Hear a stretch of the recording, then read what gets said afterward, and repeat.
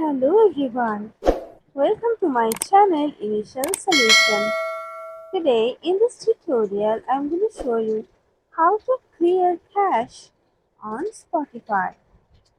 Click on Spotify app now. Go for in this gear option.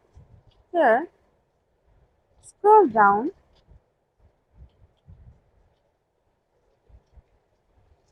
Okay, and you can see here clear cache option. Click on it.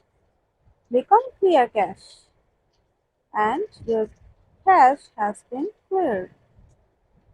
So this is how you can clear cache on Spotify. If you found this video helpful, then please like, comment and share. Subscribe to our channel and don't forget to hit the bell icon for more videos. Thank you.